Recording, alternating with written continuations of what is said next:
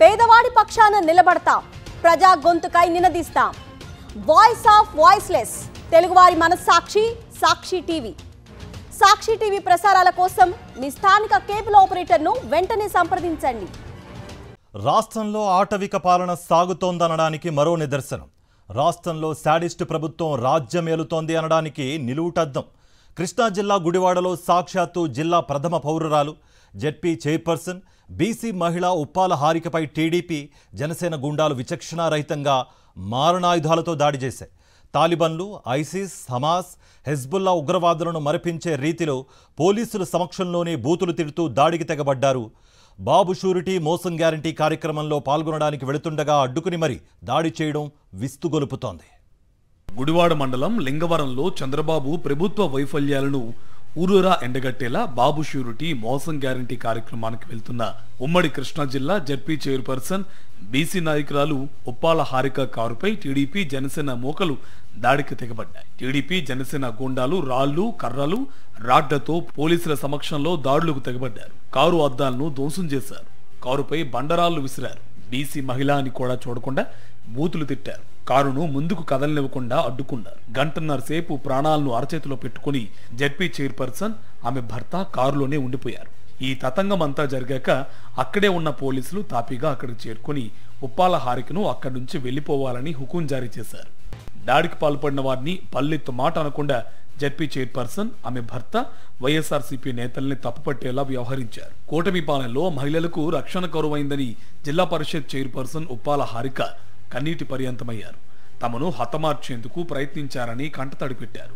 తన మామ, తన భర్త రాజకీయాల్లో ఉన్న ఇప్పటి వరకు ఎవరినీ విమర్శించలేదని, తన దారిలో తాను వెళ్తుంటే బీసీ మహిళను కూడా చూడకుండా నోటితో చెప్పలేని విధంగా అసభ్య పదజాలంతో దూషించి చంపేందుకు యత్నించారని వాపోయారు. పోలీస్ సిబ్బంది పెద్ద సంఖ్యలో అక్కడ ఉండగానే వారి సమక్షంలోనే తమపై దాడి చేశారన్నారు.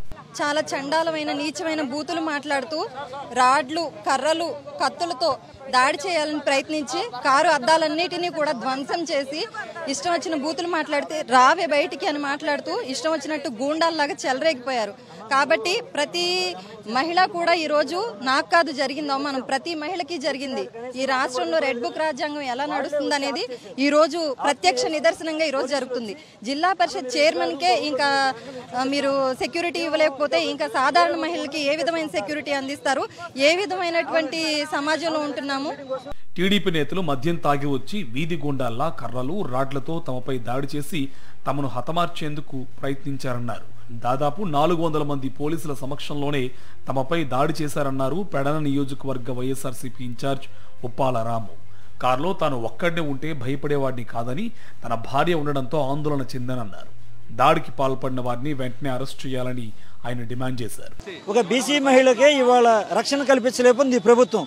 ఈ ప్రభుత్వాన్ని సిగ్గుచేటు చెప్పాలంటే చంద్రబాబు నాయుడు కానీ ఇక్కడ ఉన్నటువంటి లోకల్ ఎమ్మెల్యే ఎవడైతే ఉన్నాడో వీళ్ళిద్దరికి సిగ్గుచేటు. వీళ్ళకేం ఓట్లు కావాలి, బీసీలు కావాలి, ఓట్ల కోసం బీసీలు కావాలి. బీసీలను కొట్టొచ్చు, చంపొచ్చు.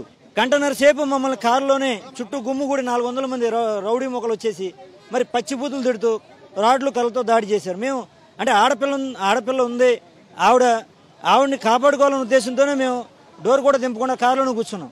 గుడివాడ కార్యక్రమానికి జిల్లా నాయకులు వస్తున్నారన్న సమాచారంతో ముందస్తుగానే అధికార పార్టీ నాయకుల ఒత్తిడితో పోలీసులు హౌస్ అరెస్టులు చేశారు.